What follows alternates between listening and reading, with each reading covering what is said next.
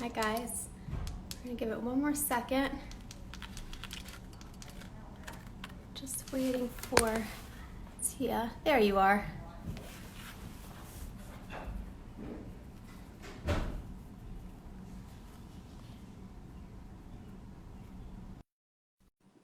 Okay, I think we're getting her. Almost. Hello. Hi. Hi. Can you hear me okay? I can. I can hear you well. Can you hear me I can hear okay? you, yes. So I apologize if there's some random screams coming from this way. It's bath time here. So I That's apologize. life. That's So how are you? doing well, Good, doing well. good, Yeah, I'm feeling optimistic this week, in general, like good. compared to last week. Yes, yes, good. Okay. I'm gonna give kind of an overview of who you are, Yeah. um, and what we're gonna talk about, and Okay. basically we're gonna make people uncomfortable. Is how I look at it. Yeah.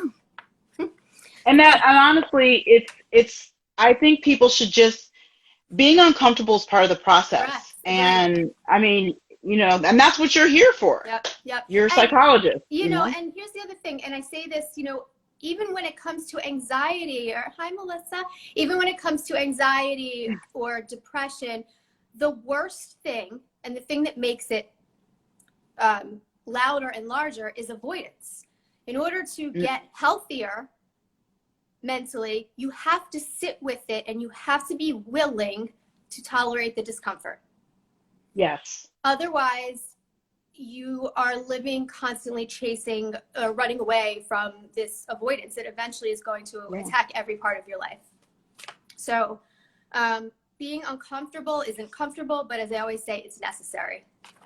Yeah. So, Agreed. so Tia, thank you so much for joining. I watched Mhm. you on Melissa Jacobs' Mainline Tonight show a couple weeks ago, and I just thought you were so amazing. I thought you were just, I was mesmerized. I loved listening to everything you said. Thank Usually on you. lives, I'll sign off after, 10, 15. I was on the whole time, and I think I reached out to you. I think I stalked you out. Yeah, yeah, you did. You did. Like that night, it was like a DM. I Like, oh did. my gosh! And I was like, who's this Dr. Who's C the woman? crazy psychologist? But I really loved you, and I'm so thankful that you agreed to be on here, because I think you have a lot to say, but what you say is so important, and the way you choose to phrase it is so impactful and so empowering, and I just wanted so many people to hear you.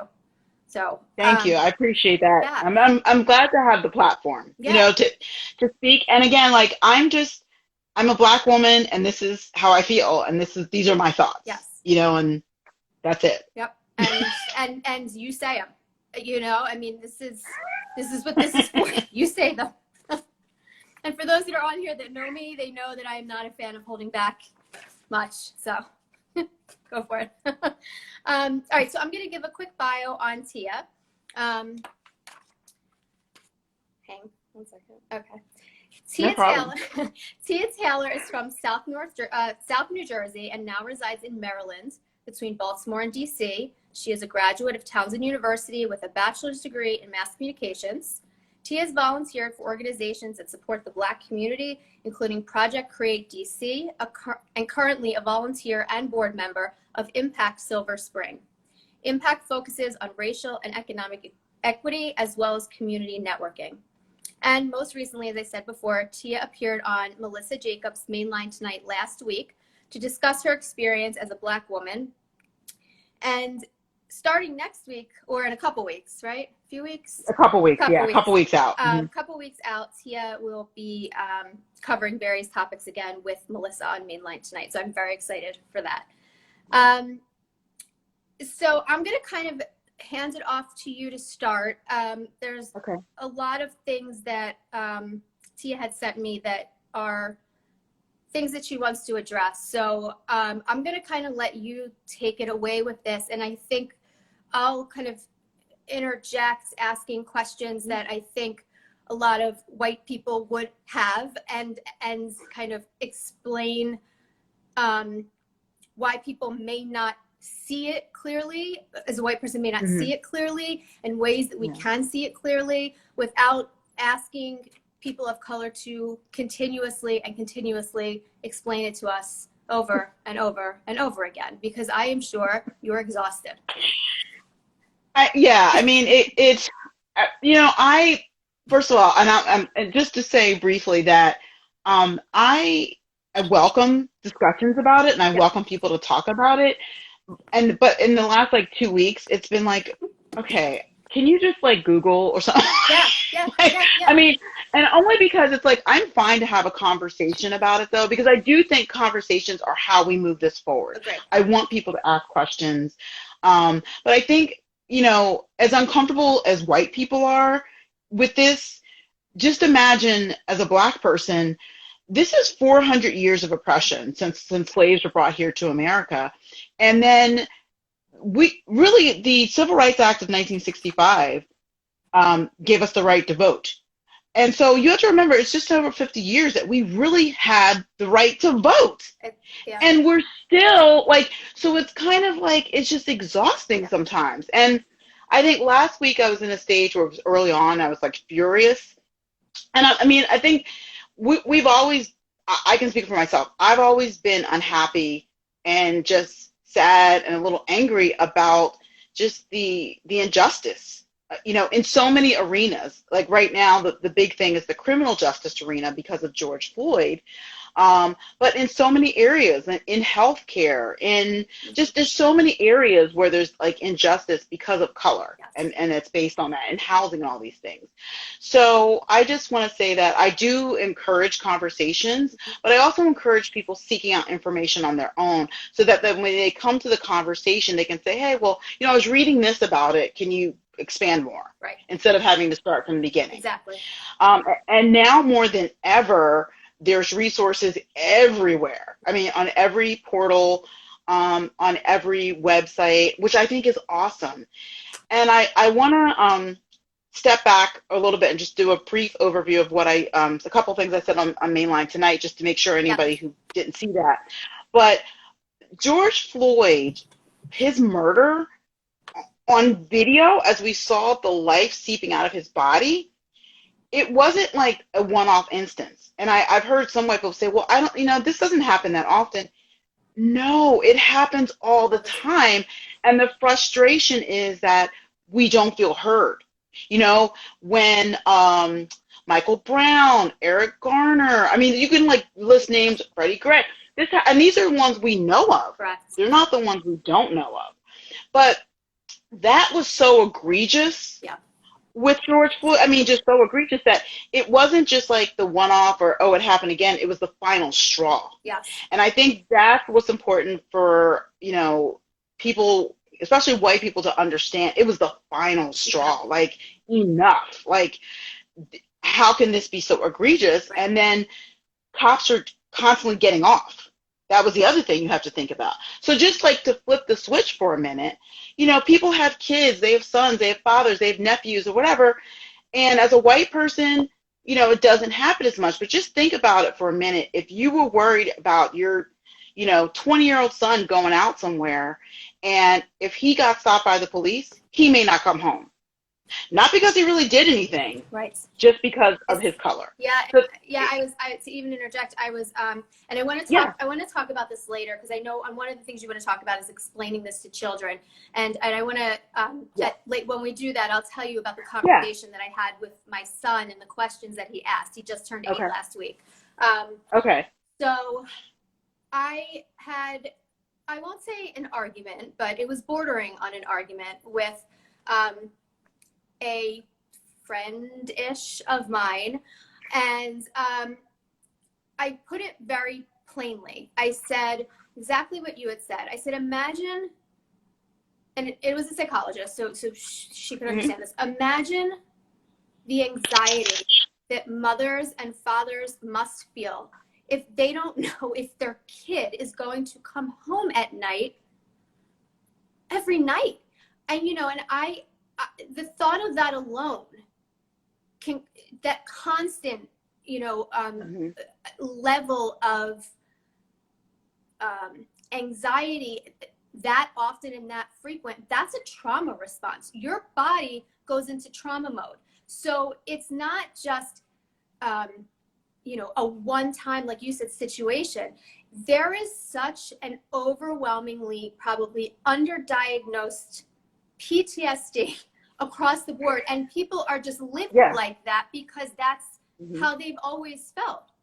Because there's no other way to survive unless you go into survival mode. Because if I worried every time he walked out the door, I would not be able to function. I'd have to adapt somehow to be able to function. So I can't even, that's one of the things that really kind of hit me from a psychologist standpoint was the mental health component of this and how much undiagnosed trauma there is, because white people, I'll say it, probably don't even understand the depth that goes, and things are misdiagnosed or not diagnosed all the time. Right. Yeah, I think you're 100%. And being a psychologist, you can definitely speak to that, yourself in terms of the trauma, the anxiety, all of it, from that perspective. And it kind of, brings up something I was going to mention from the other side too, is that from the white perspective, the kind of and I want to talk about this a little later, but just talking about the trauma, and on the other side, there's anxiety of like not understanding it from white people, I guess, and then the avoidance of it, like they're avoiding it. So we talked about that a minute ago. But a couple of things that I just real quick went over on Mainline tonight that has, the main things that are coming up right now. Black Lives Matter. What does that really mean? So Black Lives Matter. We know all lives matter, and we see that a lot, like, well, all lives matter. But the Black Lives Matter movement means we matter too. We matter also. We're people as well. And the best analogy for that I've seen around is when you have like 5 houses on a block, all the houses matter. But when one house is on fire, the resources are needed for that house that's on fire. And you want your neighbors to come over and offer you a blanket and to help you out. And when that fire is over, you want to investigate, why did that fire happen? And then when that fire investigation happens and they go to rebuild, you want to make sure that foundation is strong when it's being rebuilt. But if you just slap some tiles back up on top of the foundation that was already shaky, it's going to come down again. And I think that's where we've been as a society. That's my feeling of where we've been as a society. And now this time, this is serious now. Like we are being heard like we haven't been heard in about maybe 60 years, I think. Since the civil rights movement of the 60s, I think is the last time we've seen this broad protest. And now it's been global, and first time I've ever seen corporations publicly come out and make statements. And which I'm happy to see. Yeah, that. And big ones. Huge organization. We were talking every bank, every financial organization, every grocery store, like whatever, has come out with a statement. Every single one has been forced to address it, but finally really saying they don't have a choice now. They're going to have to really address it. So I think that's just something I wanted to mention. White privilege is something that came up. And essentially white privilege doesn't mean you're a bad person because you're white privilege. Some people are like, well, that makes me, well, no, it is what it is. Like, I'm black, you're white, and you have white privilege. So it's just, that is what it is. And Melissa Jacobs, who I was on her show Mainline tonight, she and I have been friends since like middle school, and we've had constant race discussions, but civil discussions. And I think that's the important thing to understand. She realizes like she has privilege just because of the color of her skin. And that's all that's saying. Yeah, and I think that's really important because I find that people feel, white people are almost feel they did something wrong when you say white privilege. It's not that you did something wrong. It's just your skin automatically, because of this system that we're in, this broken system that was built upon us having privilege, that our skin, just by being white, comes with that privilege. Now, that doesn't make you, like you said, a bad person, but I think it's then white people, our responsibility to take that privilege and use it in ways to make other people's voices heard, because we have that access. And it is what it is, like you said, and every single one of us has these biases that we don't even know we have. And I think once you realize that you have them, it's your job to do something with it. And I think that's where the avoidance comes in, is if you know you have it but you don't do anything with it, then I think we get into kind of what type of person you are, and and that. But at least I can speak for white privilege. Even just when I think that I am aware of its power and influence and how pervasive it is, I say something to, I'll be talking about this with a colleague or a friend that's Black, and I'll say something and they'll call me out on it because I tell them, and I'm like, my God, I didn't even think of that. And it doesn't make me a bad person. But if I don't learn from that and I don't use that, then that's a whole different situation. Agreed. And I think that's a perfect example. It's just learning and acknowledging and just being aware. Like, so maybe you said it and weren't really thinking about it, but then you're like, wait a minute, and you took that moment to pause and think about it. Yes. And you can't I think see it back. Once you see it, you can't unsee it. You can't unsee it. It forever changes the way you think. So that's the one thing psychologically about this that's so powerful, is that once you start to see how pervasive white privilege is and how deep it goes into literally everything, everywhere, everything, you can't unsee it. And I feel like these last couple weeks, I thought I knew, and oh no, I did not acknowledge. I just was, I want to say blind to it, but not on purpose. I didn't see it, and now you can't unsee it. Right, because the thing is, like, it's not your world, right? So it's like you don't have to think about. That's right. Like, you don't have to think about when you walk into a restaurant that you're the only white person there, right. or like I'm the only Black person there. Now, if you were in a predominantly Black area and you were a white person, it would be more noticeable to you. But as a Black person, we are in those situations far more. Absolutely. Because of that. And one of my patients said something to me years ago. She's a Black woman. She said something to me that really just stayed with me forever, and I never forgot this. We were talking about this, and she said, this is a while ago, maybe last year, 2 years ago, she said, when you go into the market, you're a customer. She said, when I go into the market, I'm a Black customer. And I just sat there for a second, and I was like, yeah, you're right. She said, the fact that you would never even think of your skin color going into a supermarket, that's white privilege. It doesn't mean you did something wrong. And so I always use that example with people, because it just like it. Yeah. I don't know. It's a good one. Just that one stuck with me a lot, because it's a good one. It's just it's a great one. So anyway, so I cut you off. So I'm sorry. So back to you. Yeah. Back to you. No one wants to hear me. No. I mean, but that's a good, I think, and I like having it's great to have a psychologist's perspective as well on this. The other thing, like, speaking about the white privilege, one of the things I really reflect on, and now her name is popping up everywhere again, is Jane Elliott. And I'm sure you're familiar with, like, her work. Yep. She was a teacher. She became a sociologist and a true anti-racist, which I want to talk about that a little bit in a minute.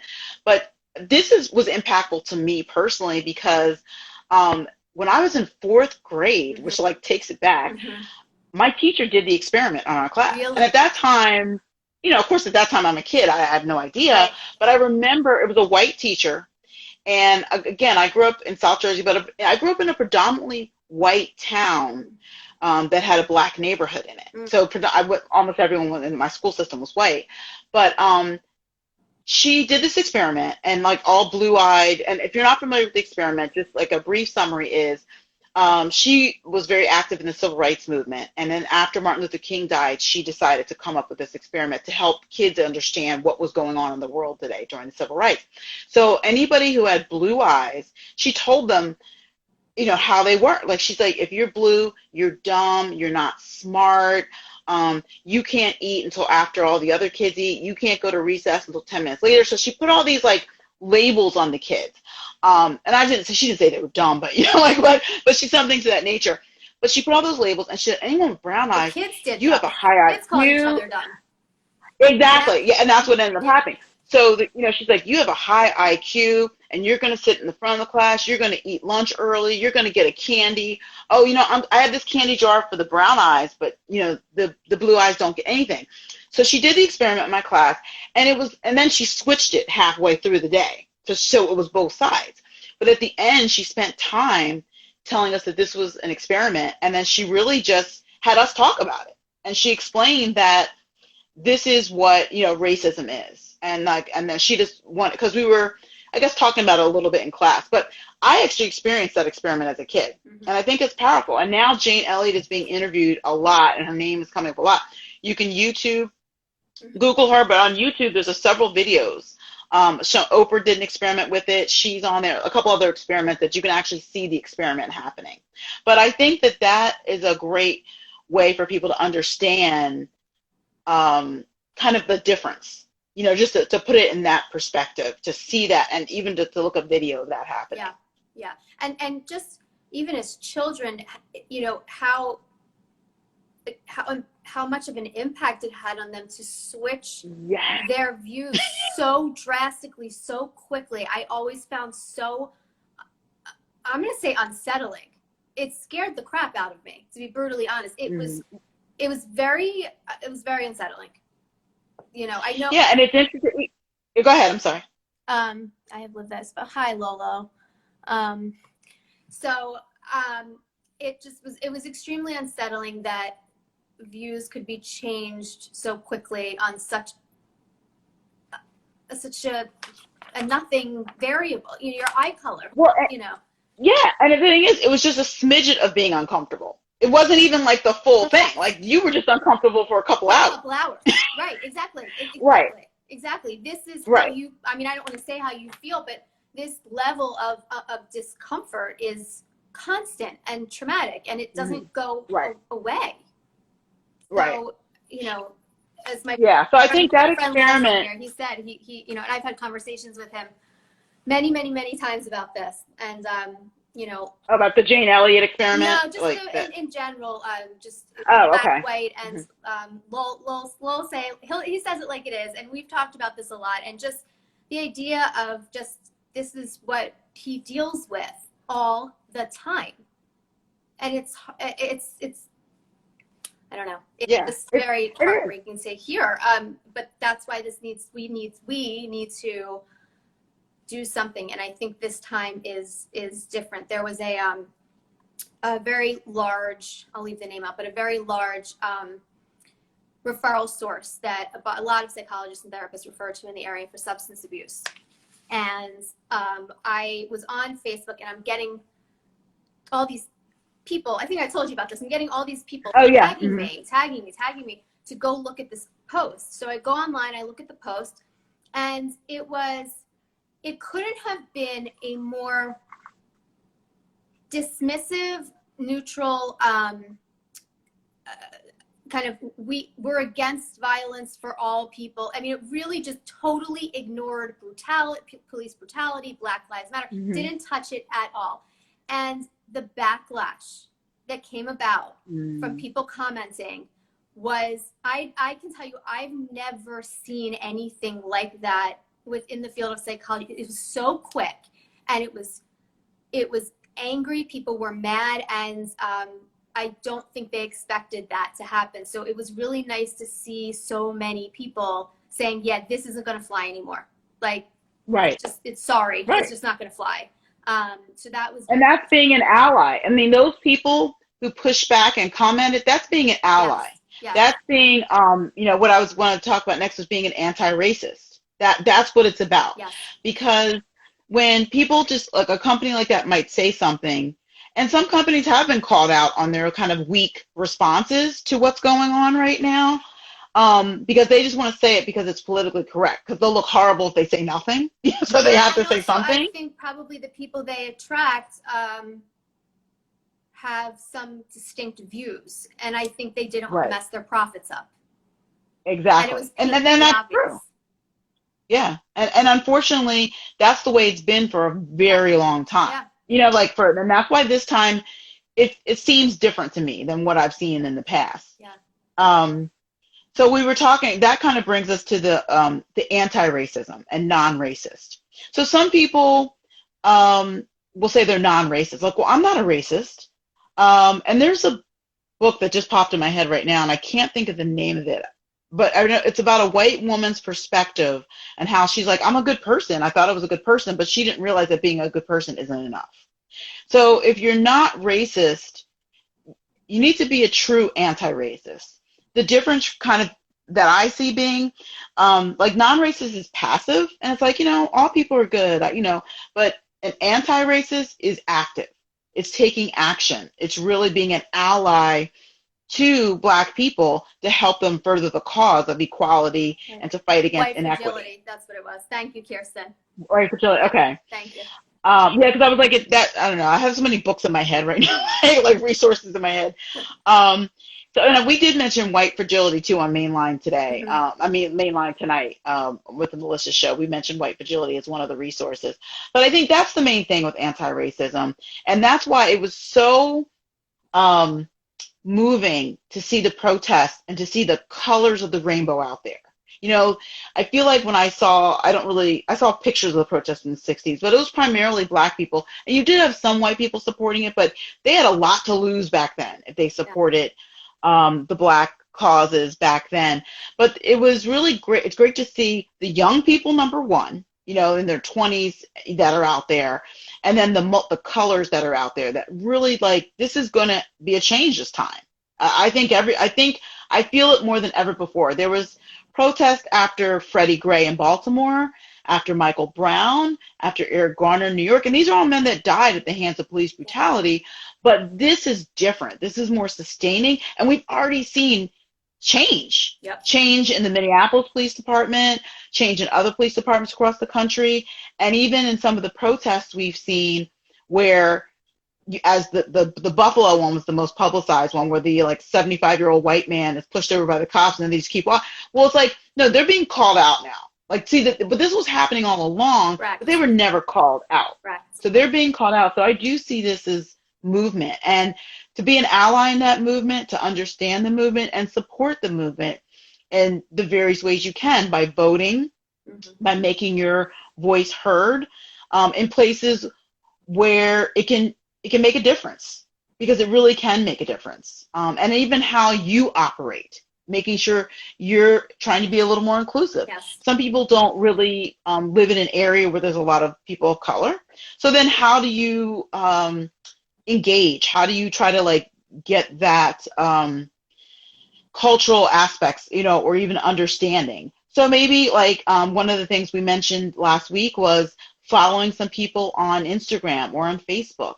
If you have an interest in something, guess what? Black people, we have interest too.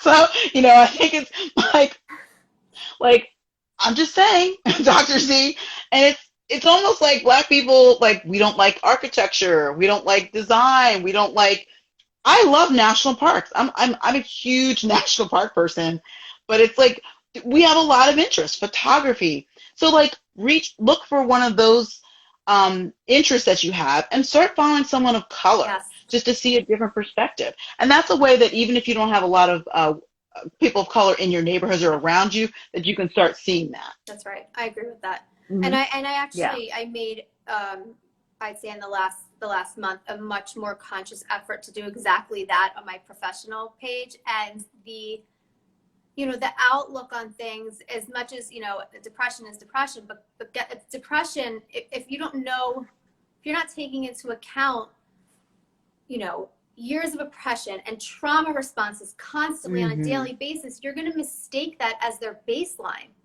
not as something being wrong.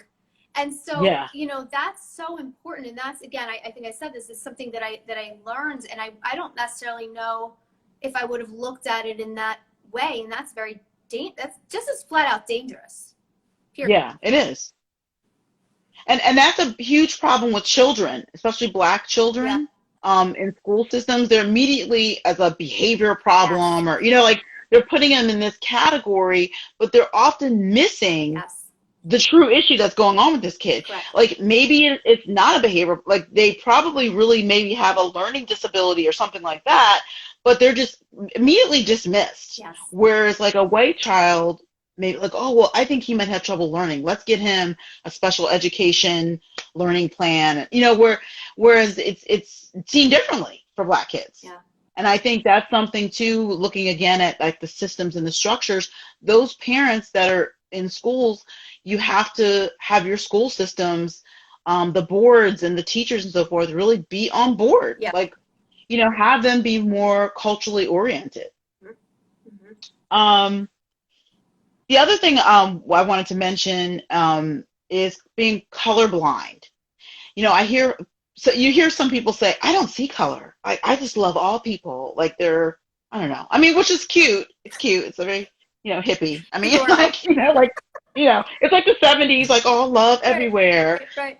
The reality is that's dangerous too. Yes. Because when you don't see color, you're not acknowledging that person's history, Yes. culture, the differences in that history and culture, what made those people who they are, either the good, the bad, and the ugly of that particular culture.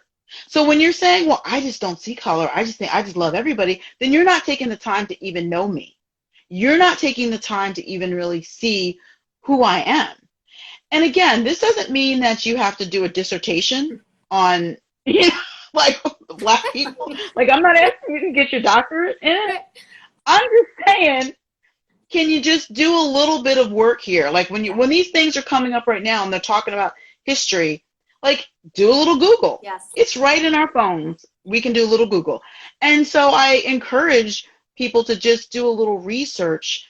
And yeah, I'm glad that you love me I'm glad that you love me regardless of my color, but I'm just asking you to just understand a little bit about the history of my people. Yes. And then that way, I feel like you'll maybe even have a better insight into the issues that affect me. And then you're a better ally for me. You're a better anti-racist for the Black people as a whole.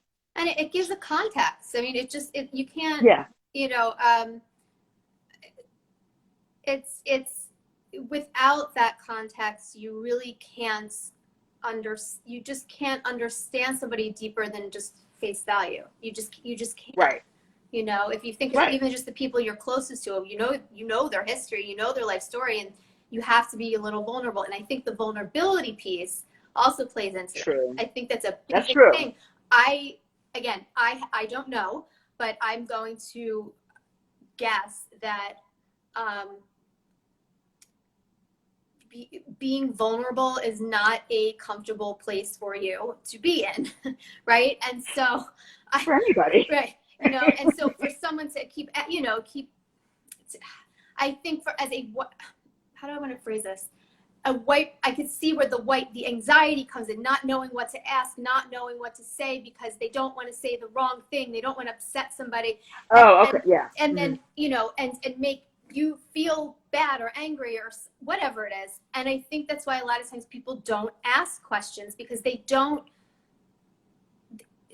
want to feel that anxiety that they may or may not hurt somebody's feelings or not even know they're hurting some. And by doing that, then nothing gets accomplished. Nothing. That is so true. And that is such a valid point. And I think now, because we're in this explosive period in our country's history, that although we do, like sometimes Black people do get a little tired of talking about it, at least if you came to it with, I was doing some reading on this and I read this and that and the other, I don't quite understand it. Can you explain this a little better? Like versus, I don't know anything. Right. And I think it's not your job. The difference. It's not your job. Yeah. I think that's the difference. Yeah. And I mean, I've had a lot of, clearly I'm Black, so I've had white friends for a long time, and we've had conversations through the years, and they've been organic conversations, and so now people are put in this position where they might have known somebody a long time, a coworker or like a neighbor or something like that, where they've never had those discussions. Right. So that's why I just encourage doing a little research first and just doing a little reading on the history. Because one thing that always sticks in my head, and I think people forget that at one point, 300 years ago, blacks were considered 3/5 of a man. So in other words, for every 5 white men, that was equal to 3 black men. You know what I mean? Like, so we weren't even considered a whole man. In other words, a whole person. Correct. So for every 5 black people, that was 3. That equaled 3 white people. So individually, that means you were not whole. Right. And so that's something that goes way back historically. Yeah. But it's something that when I think somehow that came up, like I saw it somewhere this week and I remembered like reading about it, but I was like, yeah, like I just want you to get that, you know, yes. Like, but now we are whole, we are educated, we have multiple interests, we love music and culture, we love Indian food, we love black food, we love African food, you know what I mean? Like we are a diverse people. The African diaspora is diverse. Yeah. And here in America, it's truly a melting pot here because you have all these different, people from other cultures coming in too to play a role in that. But that's why it's just important to understand, like just have a little history of our culture, at that time. Yeah. Hi, Dr. Lockhart. I see my brother on there. Hi, Kurt. My brother's. I've been following her too from your post, Dr. Lockhart. She's good. I adore her, and she is brilliant. She really is. And she's had some great resources, Dr. Lockhart. Great resources on something about talking to your teens. I saw a post about that the other day. So keep up the great work, and we need everybody. Of course, it's going to take a village to make this happen. Yes. For us to continue to grow, it's going to take a village. Absolutely. So I think that, the other thing I wanted to mention was explaining it to children. Yeah. And I don't have a lot to say on this, but I'm glad Dr. Lockhart popped in. Yes, perfect She timing. has some really great resources. And God bless my brother. He's a social worker with children. So there's very few black male social workers, Mm-hmm. and he works in the school system with these kids. And so he really has to work with them on all different levels, but he's able to, really connect with some of these kids, especially, the young black children especially, but even the white kids, kind of help them to see each other. And I think it's great to have social workers, psychologists, and things of that nature really working towards that goal of helping to create more awareness for the kids, because it starts young. Yeah. Kids don't know what they don't know. And if we're teaching them at that age, it's helpful. So I want to ask you, or tell you at least, the conversation that I had with my son about what's going on. I just he threw me for a loop. And the other thing and I just lost my train of thought. Somebody had asked a question before, and Dr. Lockhart, you may know this better than us, but is there a certain age that children start to pick up differences in skin color, I think was the question, or differences in like perceptions of people or biases? I'm assuming it happens at different stages across different ages, but that was a question we got. And then before we end, I do 6 months old. Okay. 6 months old.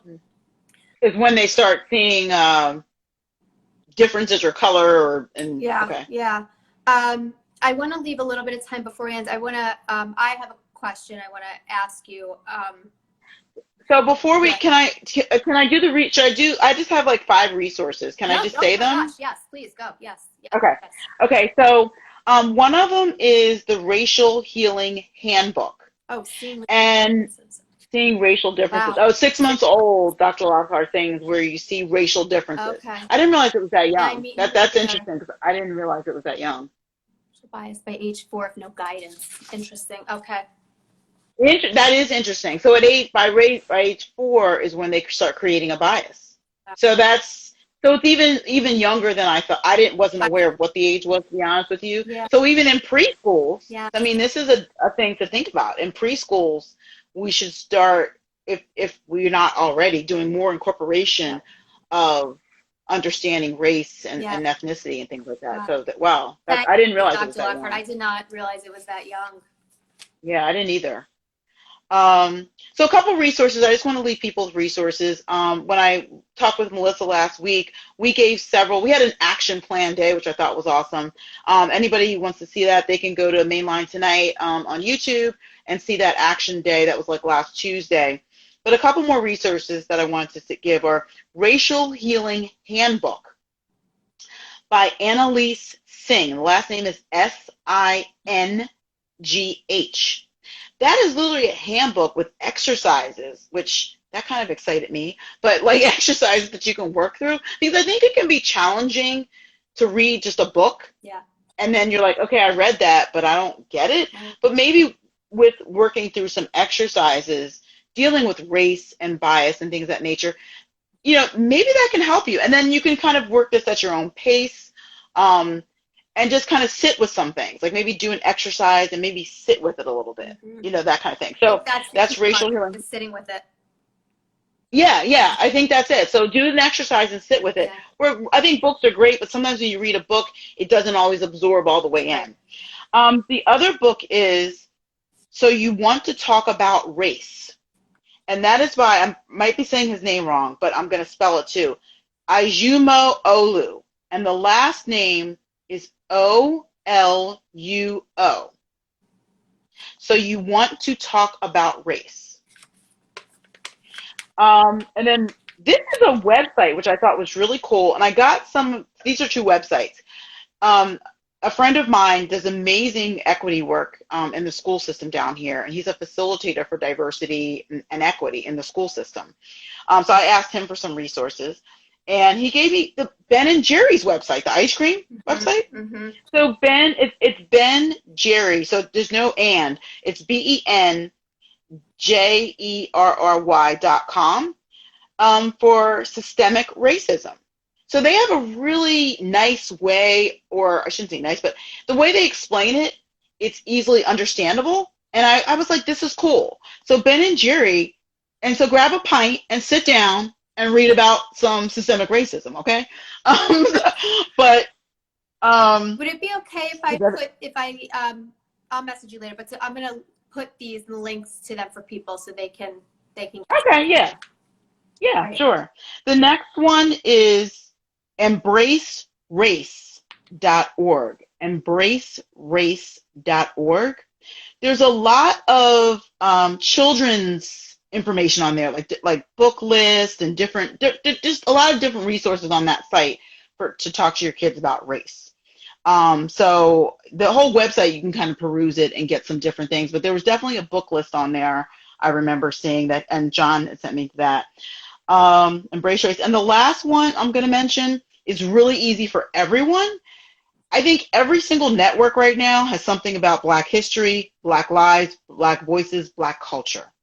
I know Netflix, as soon as you click on Netflix, there's a banner now about Black history.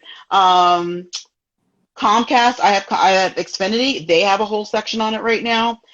Amazon, almost every streaming service, Hulu, whatever, right now has a section now on Black voices, Black history, Black culture. So that's easy. Everybody has access to something of that. And you can either look at a documentary, which I highly recommend documentaries, and you can find something, if you a little longer, a little shorter, something more intense. For example, Netflix, When They See Us is very intense. So that was about the Central Park Five, the 5 young Black men that were accused of rape, and they were jailed and didn't get raped. That's very intense. So you might want to be prepared, even maybe create a group and then watch it together and share over Zoom. That's something that you can maybe do together too as a group. I like that. And then Selma, the movie Selma, which is also, I believe, on Netflix right now, is something else. That's all documentaries on Amazon Prime that are about Black issues are free for the month. So that's my sister-in-law. Thanks, sister-in-law. All documentaries on Amazon Prime about Black issues are free for the month. Right. And I know that the movie Just Mercy is free across all platforms right now. And Just Mercy is again about criminal injustice where a man was jailed. He did not do the crime. And he was jailed. They eventually he was eventually able to be freed, but it took a long time. Right. So Just Mercy is free right now on all platforms, Right. on, Comcast or Amazon or whatever platform, it's free. Great. So those were just some resources I wanted to leave people with to make sure they still have something. I think that's important, just to leave people some resources. Absolutely. That you can kind of go to at your leisure and peruse. And just remember, like, do it. You don't have to do everything in one day. It's like, read something, watch a movie, have dialogue about it, and then like move on to the next one. But, this movement it's not just this week. It's not just next week. I saw a protest sign over the weekend. It said, Black Lives Matter next month too. So I said, that's awesome, because sometimes when it goes out of the headlines, we don't see it as much, but I think it's just as important. Yeah, no, I agree. I when people were posting black squares on Instagram. Yeah. Mm-hmm. So my friends on here that I had this discussion with, actually, and I posted it, but I wrote underneath it, I said, posting a square is easy. What are you going to do when you take the square down tomorrow? And yes. No one really said anything to me. I didn't really get any comments. So, I agree. I think this isn't avoidance. It's avoidance. I mean, it's just, yeah, exactly. Avoidance. I mean, that's what it is, avoidance. And again, I feel like now, the point we're at right now, people can keep avoiding it, but you're not really going to be able to avoid That's it. Right. That's right. You're good. So you might as well just like start moving into talking about it, because it's done now. Like the final straw was George Floyd, and we're like, I think as a nation and globally, the community globally, as you saw over the last week or so, it's important just to step in. Yeah, and I think that the effort it takes to now avoid it, and to now, like, that place, that facility that had the most tone deaf message ever, Right. you can't avoid it anymore. And if you try to, you're now more likely to get called out. So there's very little room now to run to avoid. Like that's shrunk a lot. And I think that hopefully is what's going to make changes, not just in people themselves, but in the structures and the systems. As the example you gave, the rebuilding of everything. Mm-hmm. And I think it's true. And then a couple people have commented, which Melissa and I talked about this last week, but everyone must vote. Yes. It is so important. I saw several comments about voting. That's another action step you can take to be an ally, anti-racist ally, is voting. And it's so important to vote. And remember, it's not just about the presidents, the senators, but these local elections. That's where a lot of these criminal justice issues that are at the local level, where we've been having all of this racism and police brutality, we nominate some of these. I mean, some of these people were elected officers. I mean, we talk about sheriffs and things like that, but even your local county executives, county council members, it is so important to vote and get out there and make sure you understand these people you're voting for. So like Google that person who's running for sheriff or county council and really understand what it is they stand for, and to make sure they stand for the entire community and not a segment of the community. Mm-hmm. Yeah, absolutely. Absolutely. I think that's a valid point. I don't know if everybody realizes, again, the pervasiveness of this and the levels and the depths that it's at. That sometimes it sounds like what you're saying is that there's more power kind of in the ground up for these kinds of, law enforcement and, education, that it starts within the community, and those are the people that you're voting for. So it's not just the president, vice president, that kind of thing. Right. It's all across the board. And then even some of the ballot questions. some of these ballot questions are serious questions. Yes. They affect school districting, redistricting. They affect, where certain things are placed in a county, like whatever those resources might be, a library or something. So that's why it's really important to vote for those ballot questions as well, because that makes a huge difference. Yeah. So everybody vote. I think everybody's saying vote. Yeah, everybody's saying that. Yeah. Let me just scroll up and see if there were any questions. I just want to make sure I got everybody's. I'm still floored at 6 months and 4 years. That is, I had no idea the 6 months, and really, so by the time these kids get to kindergarten, elementary level, it's already been developed. Which I thought at the top, I thought maybe 4 or 5 is when it started. I didn't realize it started at 6 months. Yeah, that was my mother that asked the question. I know. It's about to graduate, right?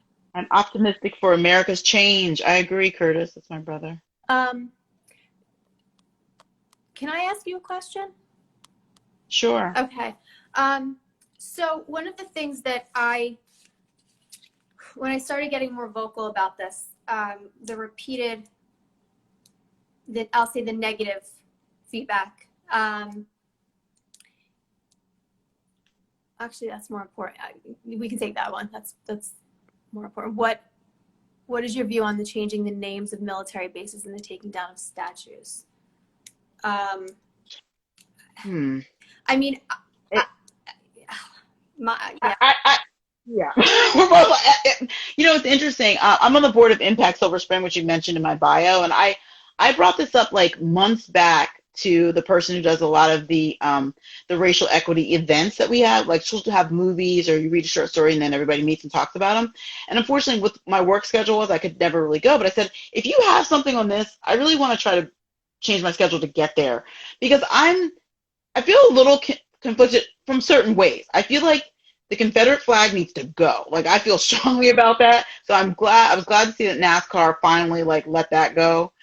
But some monuments, I think it's more important to just change the placard and let people know what this person did in history. Like, a little concern I have. I mean, but to be honest with you, I'm just not sure how I feel. Interesting. I'll be honest. I'm just not 100% sure. I feel like there's some things like the Confederate flag that to me are just so blatantly offensive to me. Like, when I see that, I'm just immediately offended. Now, some of these statues that are up, these Confederate generals and all that, I mean, they did horrible things. Maybe they should not be in as prominent as a position. Like say if they're in the middle of a town square, maybe they shouldn't be in that town square. They should be somewhere, but also explaining that, maybe they founded the Southern such and such convention of whatever, but they also enslaved and lynched and brutally murdered whatever. So you know what I mean? I never thought of it I thought of it way more dichotomously. Either it's up or it's down. I never looked at it like that, and I think that's an excellent point, and you take it and you use it as almost the learning tool to show, all the horrible, horrific things that were done. Yeah, and somebody just posted, and I kind of agree with that. Put a counter statue. Yes. So if you have that person there, then put the black person who did, whatever, who countered that person. Yes. So I think but like I said, I feel my concern is I don't 100% agree with them all being there, and some of them that are egregious need to come down. You know what I mean? But somebody mentioned about a museum. That is a good idea. Take those statues down and put them in some kind of museum. Horrible. They need to go.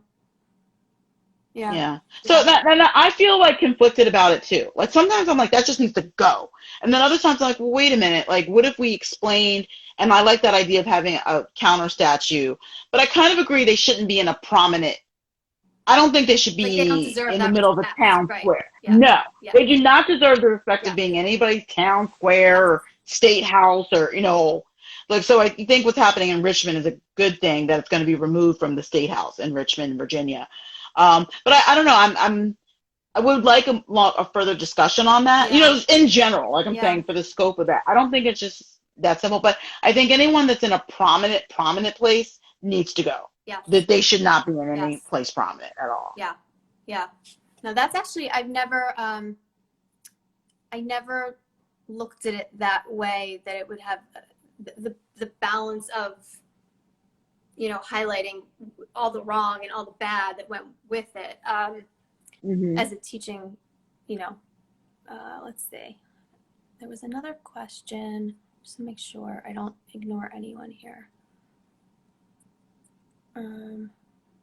Oh, somebody, wait, Kirsten, that was you. Let me find you. I saw that you asked that about, here. How do you speak to older generations that still hold on to the colorblind mentality? Again, I'm not a scholar in this topic. I'm a Black woman in America. You know what I'm saying? Like, that's what I am.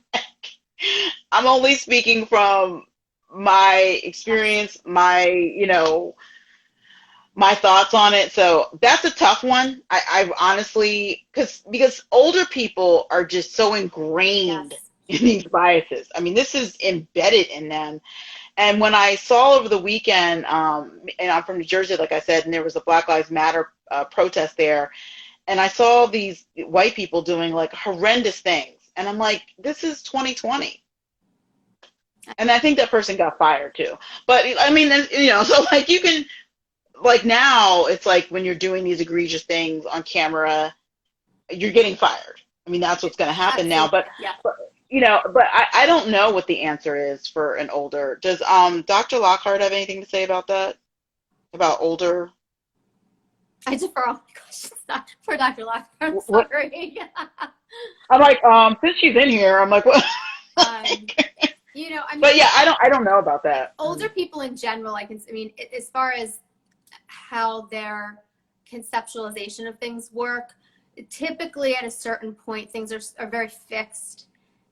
Their ways of looking at the world are fixed because as you get older, your brain needs to take more shortcuts, and we kind of go to what's familiar. So, right. So she's laughing. So yes, I saw you. Yeah. You like. So I would imagine there's not a lot of thoughts and analyzation that goes into this. It's probably what it's always been and probably won't change, whatever that is. Yeah, because I think at that point, once you're a certain age, it's also more of a cognitive thing. You can't take in as much and hold as much information. So okay. It's cognitively more difficult for them. Not that that's an excuse, but from a brain. Yeah, but that's it's like from a psychology, that makes sense. With my parents, they presented facts, help them understand you can't always see what's in the news. Yeah, and they grew up in a different time. In a different time, that's true. Yeah, I'm like thinking of my grandmother. If my mother's on here, she'll know. I mean, the thought of having a conversation with her about anything just that's heavy, that is something that needs to be evolved. It would, I don't know. Again. Dr. Lockhart said to approach them with curiosity. She said approach them with curiosity. Yeah. That's what Dr. Lockhart said. Yeah. I mean, that's probably the only thing you can really do. Just like, hey, you know, what do you think about that? And maybe from that angle. Yeah. That's a good question. But I think somebody who grew up during the civil rights movements of the 50s and 60s, it's much more challenging for them. Yeah. I would think because they grew up with just overt, I mean, like it was just so in your face racism. Yes. And like my grandmother, she's passed away, but she did work for the NAACP. She helped to integrate a pool in our area. She did a lot, you know. But I do remember her mentioning like a few like white people that like supported the cause. I like what Dr. Lockhart said. Tell me more about the reasons why you feel that way about whatever. So kind of creating a dialogue. It sounds like Dr. Lockhart saying, create a dialogue from a place of curiosity. Yeah. And then trying to understand them. Oh, hi, Felice, on school grounds. Yeah. And I think that's where you were talking about you know, Yeah. the voting and where you're voting and what you're voting for, it affects it affects the education, it affects the school systems. Yeah. This is The exactly zoning.